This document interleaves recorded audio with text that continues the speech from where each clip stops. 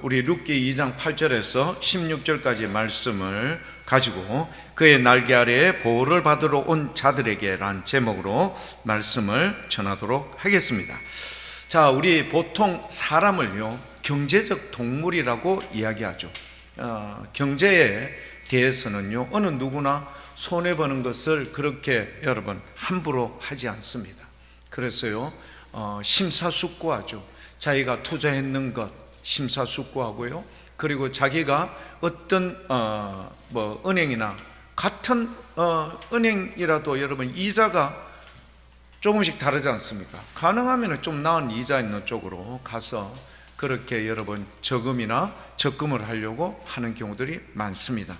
이만큼 우리 사람들에게 있어서는 이해 득실 부분에 있어서는 아주 철저하고 아주 정확하게 그렇게 하죠. 우리 룻기는 4장에 불과한 내용이지만 정말 경제적인 이해 득실에 관련된 내용이 엄청 많이 나옵니다.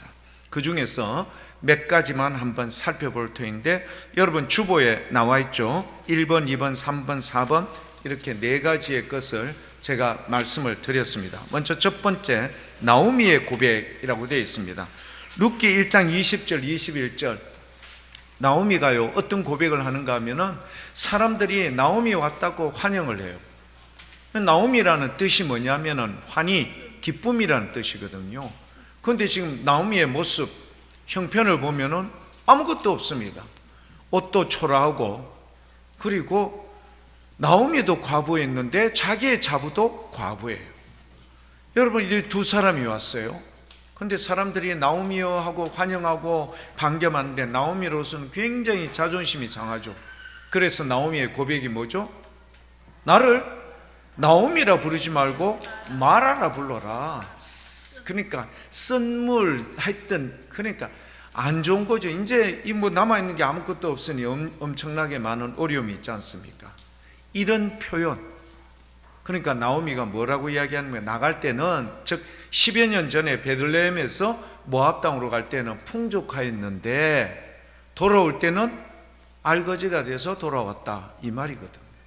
근데 나오미의 말씀 전하는 표현에 의하면요 나갈 때 풍족했던 우리의 모습 삶이 돌아올 때는 알거지가 된 것처럼 이렇게 어려움을 당하는 것은 여호와께서 우리를 치셨다라고 표현을 하고 있어요. 그러니까 이런 자기들의 삶의 형편을 전능하신 주님이 손을 대고 징계하고 이렇게 하니 꼼짝달싹할 수 없다는 거예요. 그래서 이런 어려움에 대해서 나오미는요 고백을 하죠. 자, 이런 고백이 있기까지 나오미에게는 얼마나 이 10여 년이나 시간이 길고 길게 느껴졌을까요? 허구한 날 그녀는 울었을 겁니다. 어찌하여 이런 상황과 형편에 도달했는가? 남편 죽었을 때, 엘리멜렉이 죽었을 때 그랬고요. 두 아들 말론과 기론이 죽었을 때는 더 마음이 찢어지는 것 같았죠. 여러분, 자기 가정의 기둥과도 같은 남자 세 사람이 동시에 다 죽어버렸고 그 다음에 죽은 그들의 남아있는 세 가부, 자기와 두 자부, 삶이 녹록지 않았을 겁니다. 그러나 나오미는요 그런 상황에서도 여전히 주님에 대한 그 신념 그리고 한결같은 그 신앙은 놓치지 않았던 겁니다. 나오미는요 계속해서 주님 앞에 기도하고 나갔지만 그래도 그 마음이 어떨까요? 그렇죠, 무겁죠. 주님 앞에 기도는 하고 주님께 탄원은 하고 주님께 은혜를 구하지만 여전히 그 마음은 무거웠을 겁니다. 무거움의 증거로 끊임없이 흘러내리는 눈물과 애통의 마음, 이것은 숨길 길이 없었던 거죠. 두 자부 오르바와 아마 룻은요 이거를 가까이에서 이제 봤을 겁니다. 확인했겠죠. 어머니의 기구한 인생.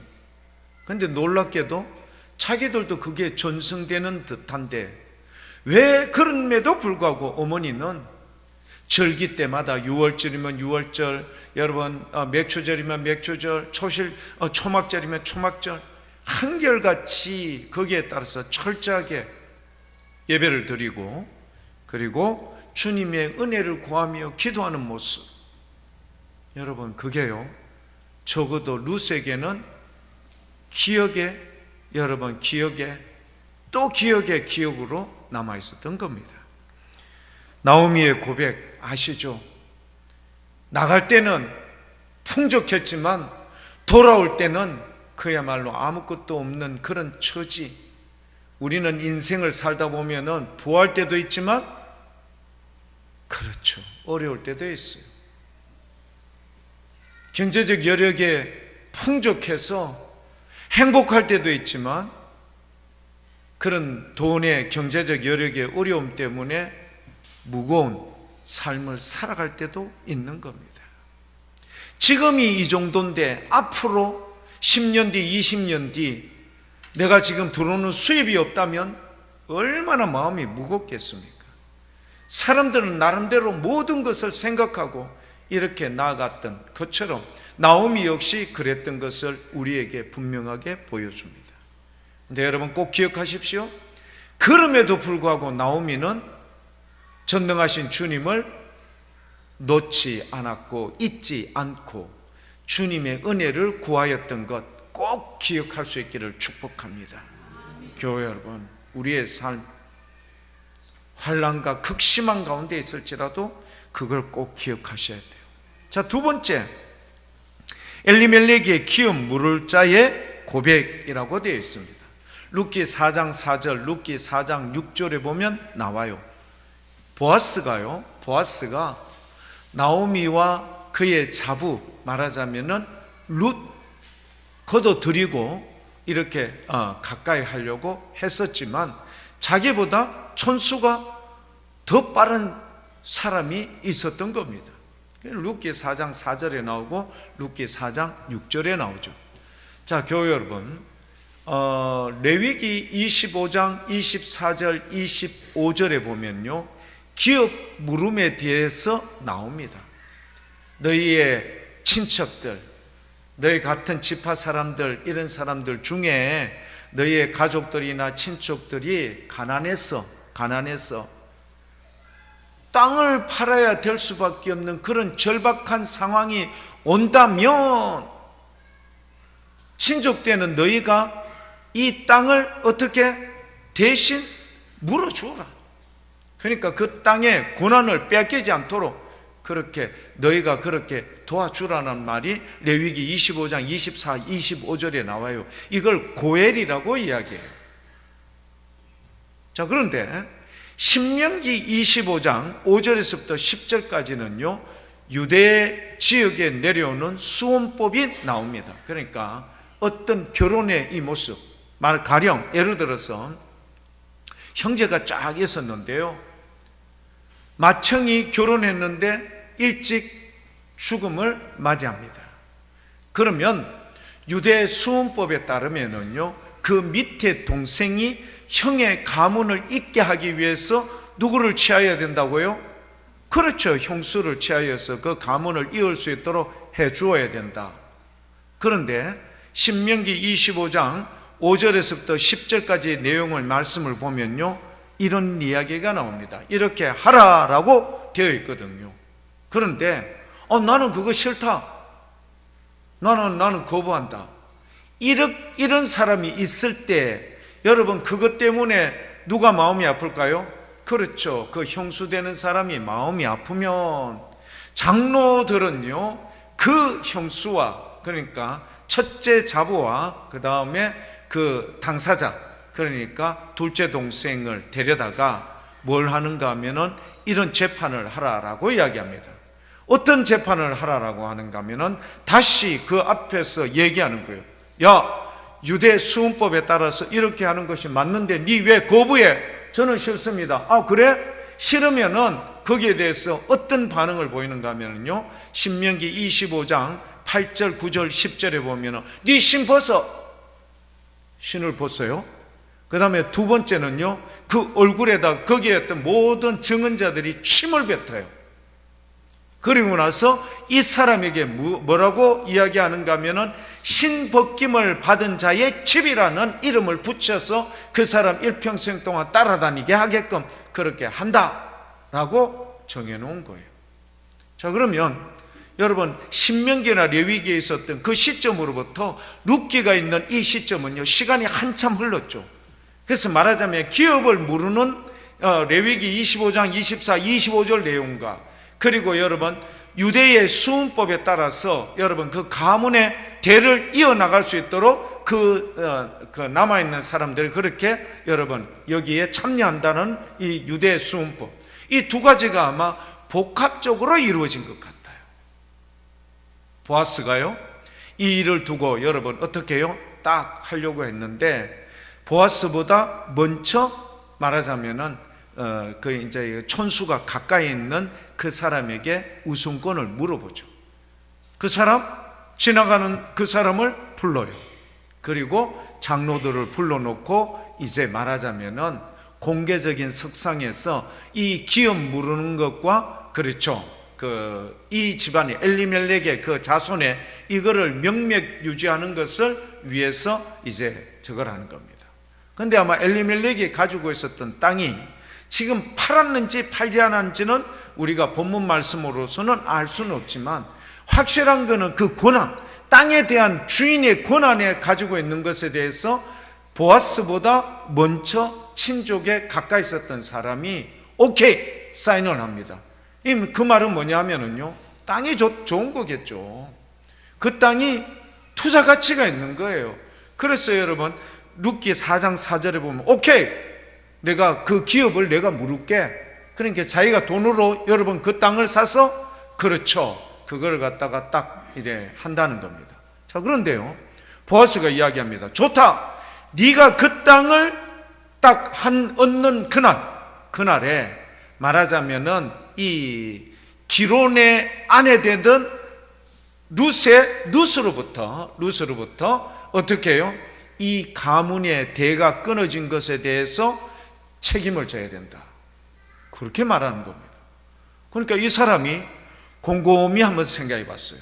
돈으로 땅 사서 이 땅에 대한 장래성을 보고 기대치가 좋았는데, 만약에 모압 여인, 그것도 과부였던 이 룻을요, 이 유대의 수훈법에 따라서 그렇게 자기가 결혼을 해서 가령 아들이라도 놓으면은 고스란히 이 아들은 누구의 이 나머지 기업은 누구의 것이 되겠죠? 그렇죠, 자기와 룻과의 사이에서 낳은 아들의 것이 되어버리는 거예요. 그러니까 룻기 4장 6절에 보면요, 어떤 내용이 나오는가 하면은 곰곰이 생각하던 그 사람이 자기의 기업에 손해가 오는 것을 알고는 거부하는 거예요. 나는 여기에 손 띄겠다. 그리고 나서 자기의 신을 벗죠. 그리고 나서 이 기업과 그리고 이 룻과의 이 모든 그 집의 대를 이었는 것은 누구에게 넘기겠다? 보아스 너에게 넘기겠다, 이 얘기합니다. 보세요, 사람들은요, 땅은 좋았어, 사는데 아무 문제 없이 오케이 사인을 했던 사람이 그 집의 그 집의 대를 이어야 된다는 이런 문제에 대해서는 난색을 표하죠. 그가 그 사이에서 낳은 아들이 있으면 고스란히 그 아들에게 다 돌아가는데, 여러분 이런 부분에 대해서 불편했던 거예요. 손해가 되면 난 거부하겠다. 이게요, 세상 살아가는 사람들의 당연치사입니다. 룻기는요, 이 말고도 엄청나게 많이 나오는데, 세 번째, 보아스가 룻에 대한 배려라는 장면이 나옵니다. 보아스는요, 굉장한 여러분 이 베들레헴 땅 에브라 지역의 유력한 자였습니다. 말하자면 유지였어요. 그러니까 땅이 많고 말하자면 경제적 부와 이 모든 것 존귀함을 얻는데, 여러분 3장의 내용을 보면 보아스가요, 상당히 젠틀한 사람, 젠틀맨이었어요. 그러니까 누구든지 함부로 대하지 않는 거예요. 왜? 종들에게도요 철저히 인격적으로 대해줘요. 그러니까 그 종들이요, 평소에 자기들에게 그렇게 은혜를 베풀어 주는 그 주인에게 오히려 축복하는 거예요. 주인의 이게 훨씬 더 넓어지고 지경이 넓어지고 하여튼 이 복을 갖다 종들이요 기탄 없이 한다는 것은 그만큼 아랫사람들에게 여러분 은혜를 베풀어 주었던 아주 젠틀한 사람이었습니다. 근데 이 보아스가요, 자기의 이제 밭에, 추수하는 밭에 여러분 와서 딱 보니까 처음 보는 어떤 이방인이 와 있는 거예요. 그래서 자기의 종에게 묻습니다. 저 여자 누구야? 그러니까 모압 땅에서 온 룻이라는 여인입니다. 그런데요, 이 여인이 하여튼 성실해요. 아침 일찍부터 저녁 늦은 시간까지 잠시 집에 가서 잠시 쉬는 것 외에는 하루 종일 이삭을 줍습니다. 이미 보아스는 룻에 대해서 알고 있었어요, 없었어요? 알고 있었죠. 얼굴은 못 봤어요. 그러니까 누군지 묻지 않습니까? 어떻게 알고 있었는가 하면은 우리 오늘 말씀 교독했는 말씀에 나옵니다.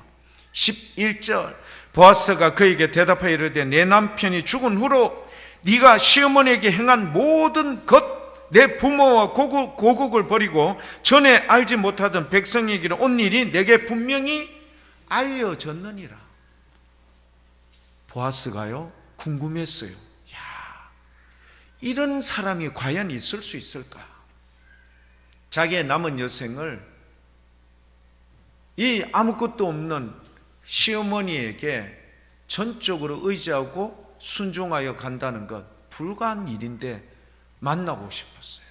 자기의 먼 친족이지 않습니까? 그러니까 모압 여인이라는 이방 여인이긴 했지만 훨씬 유대인에 있는 여인들보다 훨씬 낫다고 봤습니다. 룻기 1장에서부터 4장까지 읽어보면요, 잠언 31장에 여러분 무슨 여인에 대해서 나와 있죠? 현숙한 여인. 보아스가 이 룻에 대해서 현숙한 여인이라고 지칭을 합니다. 이 시대에 보기에 참 지혜롭다. 여러분, 이런 분은요 반드시 여러분 큰 기회가 오게 되게 되어 있습니다. 잘 준비를 했던 거예요. 룻은요 이렇게 철저히 준비를 했으니까 보아스가 어떻게 하는가 하면 종들에게, 야 너희들 저 모압 여인 룻은 절대 손대면 안 돼. 함부로 하지 마라, 이런 말입니다. 말도 함부로 하지 말고 꾸짖지 말고 책망하지 마. 두 번째, 이 룻이 이삭을 줍는 그 자리에서는 곡식단 사이에 일부러 곡식을 털어서 이삭을 많이 떨어뜨려 놔. 세 번째, 심지어는 알곡이 달려있는 이 통째로 중간에 뿌려놔. 보아스가 누구를 위하여? 룻을 위하여 그렇게 종들에게 명령합니다. 여러분, 보아스의 모습, 그 인품 아시겠죠? 이렇게 대단합니다. 그런데 여러분, 그렇게 배려한 것이 어느 정도인가 여러분 아십니까? 말씀을 보면요, 룻기 2장 17절에 보면은 그 증거가 나옵니다. 룻기 2장 17절 같이 한번 읽어볼까요? 룻이 밭에서 저녁까지 죽고 그 죽은 것을 떨어보니 보리가 한 에바쯤 되는지라. 이게 증거예요. 여러분, 보리는요 3월에서 4월, 그 다음에 여러분 룻기 말씀을 보면은 이 사람이 보리도 많은 게 아니라 밀밭도 엄청나게 많았어. 그래서 룻에게 이야기합니다. 보리 추수할 때도 하고 4월에서 5월에서 6월경 추수하는 밀도 추수할 때 와서 가져가라고 이야기를 합니다. 자, 그런데 한 에바쯤 되었더라 라고 되어 있어요. 한 에바가 어느 정도 여러분 용량이 되는가 하면은 22리터. 여러분 생수 큰 거가 몇 리터죠? 1.8리터. 1.8리터 12개를 하면은 22리터가 되는 거예요. 그래 여러분 쉽게 생각하면은 여러분 우리 보통 쌀 쌀 때 몇 킬로 주로 사죠? 20kg, 뭐 5kg, 10kg 사지만 지금 딱 보십시오. 제가 지금 22리터를 이야기하잖아요. 그러면 20kg. 교회 여러분, 제가요 한번 상상을 해보았어요. 하루 종일 떨어져 있는 이삭을 주워 담아서 여러분 20kg 채울 가능성이 있습니까? 없습니까? 없습니다. 힘듭니다. 그렇게 쪼그려서 여러분 어떻게 이삭을 주었는데 20kg 여러분 쌀 여러분 한 포대를 갖다가 하루에 얻었다. 여러분 제가 이야기했죠? 보아스 밭은요 보리밭, 밀밭 할 것 없이 엄청나게 많았어요. 유력한 자, 그 지역에 최고로 유력한 자였으니까. 그러니까 여러분 하루에 20kg를 얻는다? 일주일이면 그렇게 안식일 날 일하지 않으니까 여러분 6, 그러니까 20kg를 5개만 합시다. 그러면은 100kg 아닙니까? 100kg 사자 400kg. 그 다음에 여러분 2달 하면은 800kg. 그 다음에 넉 달을 할 수 있잖아요. 그럼 어떻게 될까요? 4, 4, 16, 1600kg. 엄청나게 많은 거를 누가요? 보아스가 이 룻이라는 여인에게 공급을 해준 거예요. 자존심 안 상하도록. 막 좁으면 딱 좋은데 자존심 안 상하도록 일부러 여러분 어떻게 그녀에게 준 거예요. 그래 한 에바를 얻어왔다. 이 여러분 한 에바의 이 그 말하자면은 이삭을 주워온 이 룻을 보고 나오미가 뭐라고 이야기하는 줄 압니까? 눈이 갑자기 뒤집어진 거예요. 얘야 어디서 이런 걸 가져왔니? 어디 밭에 갔었니? 어느 주인이 누구냐? 그렇게 여러분 막 여러분 다그치면서 물어요. 어머니 제 말 들어보세요. 그 보아스라는 사람 집에 가서 제가 보아스에게 복이 있기를 막 나오미가 축복하죠. 왜? 나오미가 알잖아요. 이삭 주면은 한 대, 2대 많이 해도 하루 종일 해도 이게 힘들 텐데 얼마를 지금 가져왔다고? 20kg만큼 가져왔으니 여러분 나오미가 여러분 깜짝 놀라죠. 보아스가 이런 은혜를 누구에게 베풀어 주었다?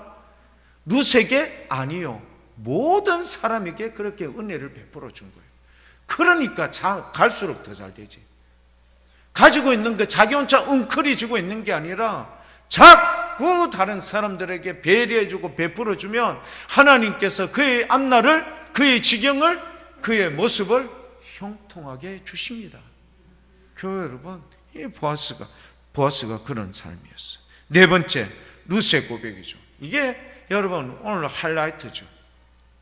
룻의 고백은 여러분 어디에 나와 있습니까? 룻기 1장 15절에서 17절까지의 말씀. 여러분 거기에 보면요 룻이 이야기합니다.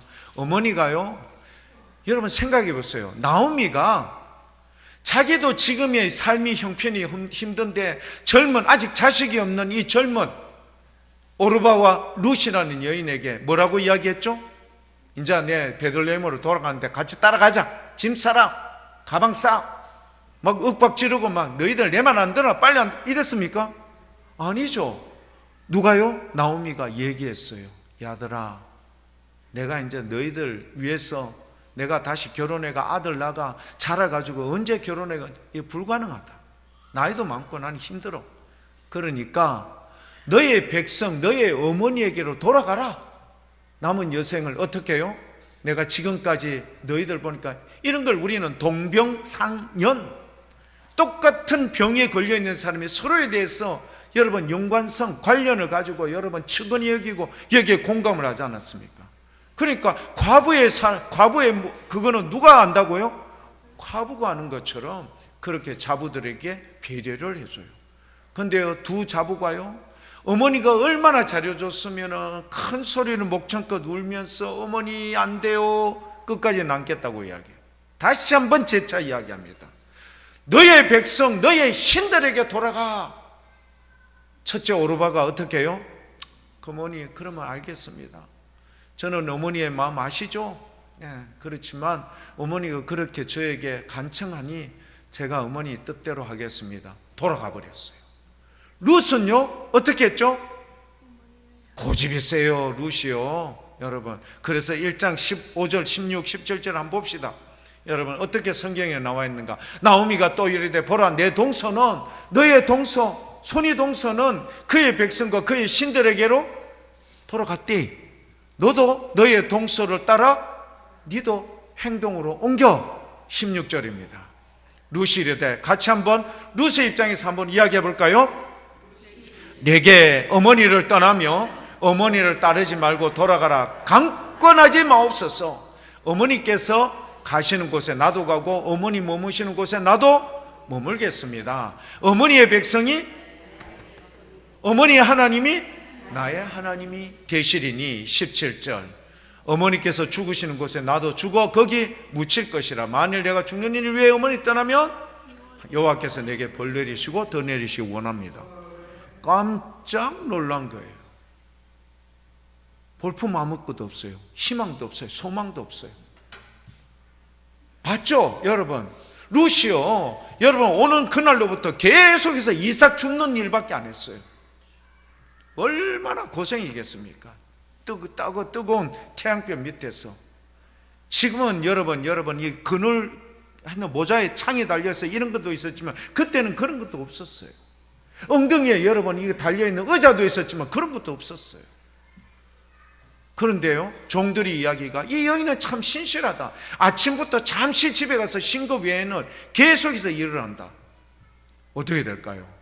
여러분, 이 룻의 고백, 이게요 오늘 우리의 고백이 될 수 있기를 축복합니다. 뭐죠? 경제적 이해 득실을 사람의 생각으로 판단하지 않고 그의 모든 인생의 앞날을 누구께 맡긴다? 전능하신 여호와 하나님께 의탁한다. 그래서 여러분, 우리 오늘 읽으시는 두 번째 경제적 이해 득실을 포함해서 영혼에 대한 결정을 해야 할 때 있을 겁니다. 그럴 때 어떻게 한다고요? 아브라함과 조카 롯의 선택, 그리고 여리고성의 기생 라합의 결정, 두 군데 보면 나와요. 아브라함과 조카 롯의 선택이 뭘까요? 애굽에서 가져온 여러분 소와 양이 너무 많아서 이때는 아브라함이 아닙니다. 아브라함의 목자들하고 롯의 여러분 목자들이 서로 싸우게 됐어요. 왜? 초지를 두고 여러분 서로 워낙 많으니까. 그래서 아브라함이 얘기해요. 그만 싸우지 말고 조카 롯에게 이야기를 하죠. 네가 우하면 내가 좌할게. 네가 좌하면 내가 우하고, 네가 동하면 내가 서하고, 네가 남하면 내가 북할게. 그러니 서로 싸우지 말고 하는데 너에게 우선권을 줄게. 조카 롯이 어느 땅을 선택했어요? 눈을 들어보니 소돔 땅이 여호와의 동산 같고, 그리고 애굽 땅과 같았더라. 애굽 땅 갔다 왔지 않습니까? 아브라함, 조카 롯, 여러분 기근이 들어서 애굽 땅에 가가지고 여러분 잠시 있었던 그곳을 보고 너무 좋았던 거예요. 나일강 있죠 여러분, 초지 이런 거 딱 보고 왔는데, 그런데 소돔과 고모라 땅이 그처럼 보였던 거예요. 선택 무선합니다. 어디를? 나는 소돔 땅 하겠다. 여러분, 그러면 아브라함은 어떻게 할까요? 아브라함은요 기다려요. 이미 한번 경험을 해봤거든. 기근이 들어서 여러분 함부로 애굽 땅을 선택해서 내려갔다가 식겁했잖아요. 누굴 빼앗길 뻔했어요? 사라 빼앗길 뻔했거든. 사례를 빼앗겨. 누구에게? 애굽 왕에게, 바로에게 빼앗길 뻔했잖아요. 그랬다가 우리 주님의 간섭으로 인하여 여러분 어떻게 다시 찾아오고 모든 것을 회복하죠. 그래서 아브라함은 아는 거예요. 이런 위기적 순간, 이런 결정적인 순간에 자기가 어떻게 한다? 기다렸어요. 그러면 누가 역사하죠? 전능하신 우리 주님이 찾아오시는 거예요. 아브라함아, 그렇게 이야기를 다 해서 아브라함에게 어떻게 해요? 네가 동서남북 다녀보아라. 이 모든 것을 내가 너에게, 너의 후손들에게 영원히 줄 것이다. 딱 말씀하죠. 여러분 대단하지 않습니까? 우리가 결정하면은요, 조카 롯이 선택한 것은 우선 좋았지만 그것은 이미 하나님의 뭐가 예정되어 있어요? 심판이 예정되어 있는 곳이에요. 그쪽에 투자하자마자 망하게 되어 있어요. 그런데 어떻게 해요? 아브라함은 주님께서 보장성 있는 보험처럼 딱 확실하게 해주는 거예요. 그리고 절대 잃지 않도록 여러분 모든 것을 역사 가운데 함께 해주시는 거예요. 여러분 이런 은혜가 여러분 어떻게 아브라함에게 있었던 이유와 목적이 뭔가 아시죠? 여러분, 이런 결정적인 순간 모든 일을 여러분 행함에 있어서 누구의? 그렇죠, 전능하신 주님께 맡기는 우리 모두가 될 수 있기를 축복합니다. 여러분, 이게 그렇게 중요한 거예요. 우리의 인생의 앞날을 갖다가 주님께 맡긴다. 그러면 여러분, 배우자를 구할 때도 어떤 사람을 구해야 되죠? 믿는 사람을 구해야 돼요. 그리고 믿음 좋은 가문을 따라 여러분 결혼을 해야 되고요. 그렇게 해야 되는 겁니다. 그리고 주님의 은혜 가운데 이 모든 것을 여러분 다 맡기고 은혜를 구하고 여러분 하면은 주님께서 아브라함에게 이런 은혜를 주신 거예요. 여러분, 여리고성의 기생이었던 라합이 이런 일을 당했을 때 어떻게 하던가요? 기생 라합은요, 목숨을 겁니다. 여러분, 이게요, 우리에게 다시 한번 생각해 볼 필요가 있어요. 영혼에 대해서 여러분 딱 주어졌을 때 하나님을 선택할지 세상을 선택할지 어느 것을 선택할 것이냐? 라합은요, 하나님을 선택합니다. 여리고성 사람들이요, 여호와 하나님의 역사 이것을 보고 두려워서 그들의 간담이 다 녹아내리고 꼼짝달싹 안 했지만 기생이었던 라합은요, 오히려 그들이 보낸 정탐꾼을 목숨을 걸고 살려주고 그 정탐꾼에게 내가 너희를 살려주었으니 이렇게 하라라고 오히려 주님 앞에 당돌하게 말하는 역사가 나오죠. 그게 여러분 어디에 나옵니까? 여러분, 우리 그 말씀에 보면요, 여호수아 2장, 여러분 2장 13절에 보면은 그 내용이 나오죠. 12절 13절 11절부터 전도사님 한번 보여주시겠습니까? 11절. 우리가 듣자 곧 마음이 녹았고 너희로 말미암아 사람이 정신을 잃었나니 너희의 하나님 여호와는 위로는 하늘에서도 아래로는 땅에서도 누구시라고요? 그렇죠, 세상의 신은 오직 전능하신 여호와 하나님 한 분밖에 없습니다. 이거를요, 라합이 정확하게 알았어요. 술을 파는 비천한 인생이지만 여러분 정확하게 그 하나님에 대해서 인지하고 고백합니다. 12절. 그러므로 이제 청한다. 내가 너희를 선대하고 목숨 걸고 지켜주었잖아요. 선대하였은 저 너희도 내 아버지의 집을 선대하도록 여호와의 이름으로 내게 맹세하고 내게 징표를 내놔. 13절.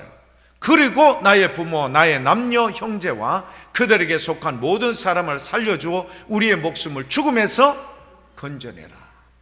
교회 여러분 아시죠?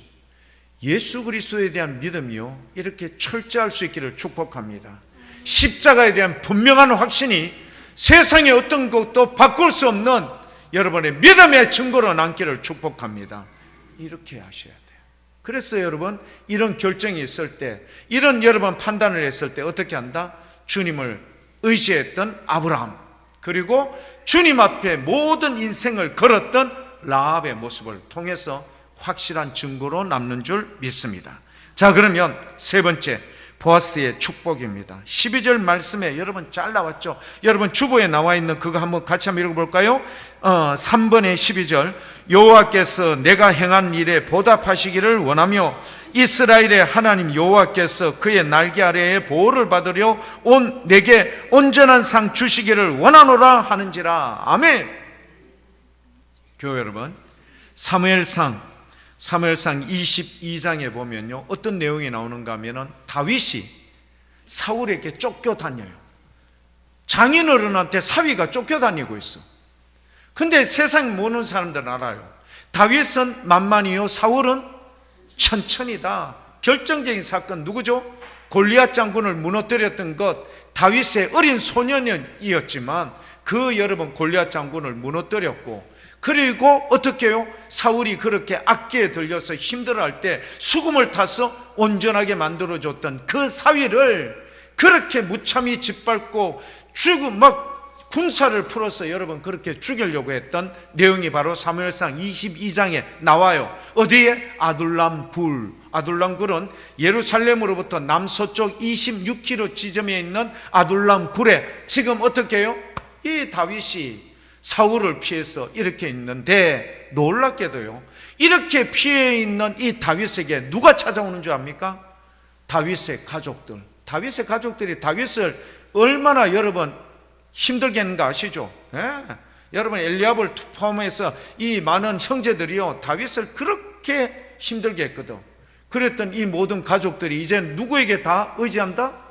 사울에게 쫓겨다니고 있는 다윗을 따라 여러분 아둘람 굴에 여러분 함께 들어와 있어요. 근데 여기에는 환난을 당한 자, 그 다음에 여러분 큰 세상 속에서 여러분 빚진 자, 그리고 마음이 원통한 자, 이런 사람 몇 명이? 400명이 찾아옵니다. 여러분 다윗이 지금요 사울의 사이로서 사울로부터 여러분 그 모든 것을 인정받은 사람입니까? 아니면은 마치 원수처럼 쫓겨다니는 사람입니까? 원수처럼 쫓겨다니는 사람이에요. 근데 왜 그럴까? 환난을 당한 자, 마음이 원통한 자, 빚진 자, 이 세상 사람들이 와서 불량자에 가까운 이 모든 사람들이 오히려 다윗에게 자기의 뭘 구하는 거죠? 보호해달라고 찾아온 거예요. 여러분 보아스가 뭐라고 이야기했습니까? 오늘 제목이 뭐죠? 그의 날개, 여호와의 그의 날개 아래에 보호를 받으러 온 누구? 룻에게 하나님이 온전한 상을 주시기를 원합니다. 사랑하는 교회 여러분, 오늘 이 자리에 참여하고 있지만 여러분 인생에 여러분 환난을 만나 있는 분 계시죠? 건강의 문제로 인하여 여러분 힘들어서 고통 가운데 있는 분도 계실 겁니다. 자녀들로 인하여 여러분 고통받고 있는 분, 그리고 마음이 원통한 자, 세상 사람들로부터 오해받고 모함받고 여러분 사기 당해서 어려운 사람들 있을 겁니다. 이 모든 사람들이 누구에게 찾아갔다? 다윗이라는 사람에게. 다윗은 하나님의 마음에 합한 자였습니다. 하나님이요 위대한 다윗으로 세워놨던 증거가 오늘날 이스라엘 국기에 있는 중간의 별을 무슨 별이라고 하죠? 다윗별이라고 하는 거예요.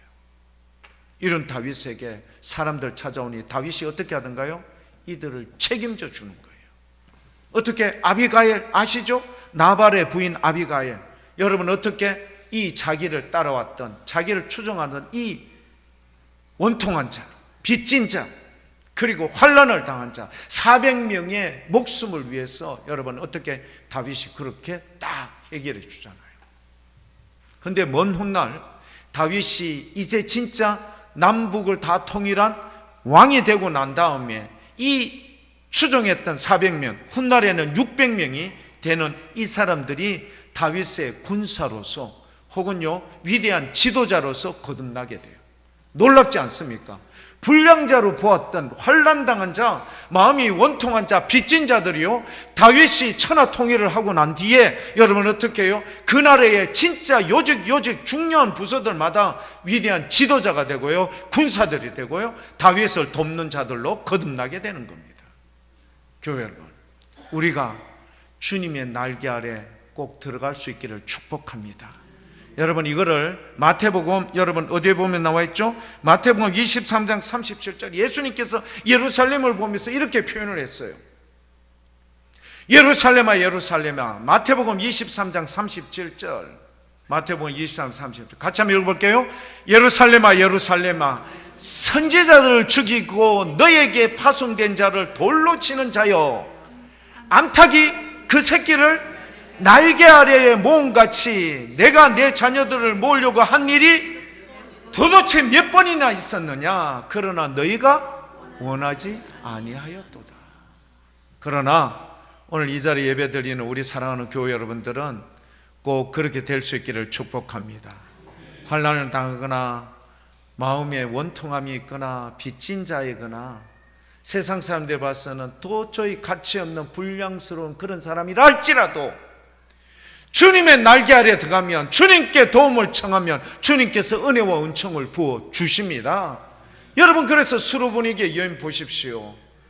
내가 이스라엘 사람들에게 왔지 너희처럼 이방인들 오지 않았어. 그런데 수르보니게 여인이 주님 옳습니다. 하지만 개들도 주인의 상에서 떨어지는 부스러기 먹고 삽니다. 예수님께서 너무너무 마음에 감동이 된 거예요. 옳습니다. 주님의 말씀 100% 지당합니다. 하지만 주님께서 개라고 한 이방인들도 주님의 은혜를 입어야 삽니다. 도와주세요. 어떻게 해요? 딸아, 내 믿음대로 그의 딸이 그 시로 완전히 완쾌된 줄 믿습니다. 100% 완쾌됐어요. 주님의 손에 걸리면요 완전히 100% 낫습니다. 세상 사람들, 여러분 병원들은 이쯤 하고 그냥 나머지는 좀 견뎌내 있어 이래 표현을 하잖아요. 그런데 우리 주님은 문둥병 어린아이와 같이 깨끗하게 변화시켜줘요. 심지어는 죽은 자를 살려냈어요. 손 마른 자 손 펴줘. 여러분 어떻게 될까요? 중풍병자 깨끗하게 낫습니다. 이게 우리 주님께서 긍휼을 베풀어 주시고 주님의 날개 아래. 그래서 여러분 삭개오 보십시오. 얼마나 기뻐했습니까? 삭개오야 오늘 내가 내 집에 유하여야 되겠다. 삭개오가 1, 2, 3 한 거 아시죠? 다른 사람 찾고 간 일이 있으면은 몇 배나 갚고 그 다음에 뭐 이렇게 해서 뭐 나누고 내 재산의 뭐 절반을 나누고 스스로 자발적으로 해요. 마음의 기쁨, 은혜를 입으면 이런 변화가 일어나는 겁니다.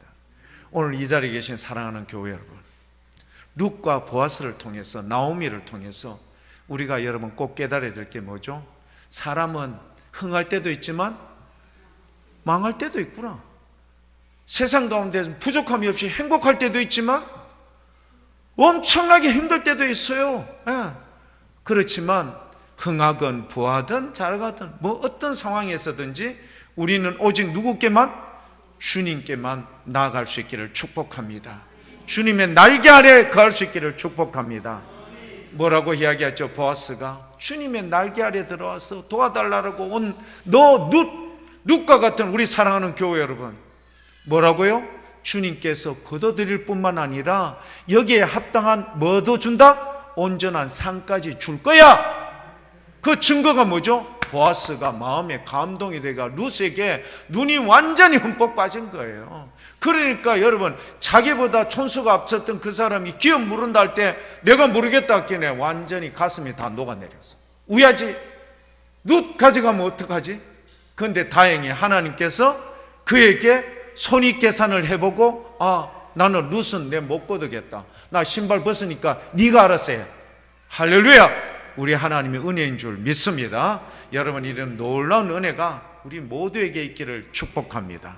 교회 여러분, 전능하신 주님께서는 우리의 현재의 삶뿐만 아니라 영원까지 책임져 주시되 우리 모두를 긍휼히 여겨 보셔서 나와 보십시오. 공격적으로 적극적으로 주님 앞에 매달리면 수르보니게 여인 보십시오. 바디메오 보십시오. 적극적으로 나가면 주님께서 어떻게 한다? 돌아보십니다. 바디메오도 처음에는 안 돌아봤어요. 두 번째 더 큰 소리로 다윗의 자손 예수여 나를 좀 불쌍히 여겨주십시오. 살려주세요. 예수님이 스톱! 그 사람을 불러와. 오늘 이 자리에 이런 은혜를 입는 교회 여러분들이 있기를 축복합니다. 여러분 주님께서 여러분 간절하게 나가는 자는요 반드시 돌아봅니다. 그의 답답한 사정과 환경을요 완전히 바꿔주십니다. 여러분 이 결혼식장에 포도주가 떨어졌으니 얼마나 큰 낭패입니까? 그런데 예수님께서 어떻게 만들어 주셨어요? 돌 항아리, 엄청나게 큰 돌 항아리 6개에다가 종들에게 물 가득 채워 넣어라. 그리고 가득 채웠던 그 물을 떠서 누구에게 갖다 주어라? 연회장에게 갖다 주어. 종들이요, 야 이거 갖다 주면 큰일 나는데, 그 종들이 떠온 물을 맛보았던 연회장의 눈이 동그래졌어요. 지금까지 이런 상품, 고급의 포도주를 본 적이 없다. 물이 뭐로 변화하였어요? 극상품의 포도주로 변화된 줄 믿습니다. 우리 주님 은혜 가운데 여러분 꼭 남은 여생을 주님께 의탁할 수 있기를 축복합니다. 주님 좋은 분이세요. 주님은 사랑이 많으셔요. 주님은 긍휼히 여겨주세요. 아무리 우리의 죄와 죄악이 많을지라도, 이사야서에 나오잖아요. 너희 죄가 주홍빛같이 붉을지라도 뭐처럼 만들어주겠다? 할렐루야. 꼭 그렇게 될 줄 믿습니다. 교회 여러분, 신나고 기쁜 마음으로 여러분 열심을 다하여 남은 여생을 주님과 동행하는 우리 멋진 교회 여러분들 다 될 수 있기를 축복합니다.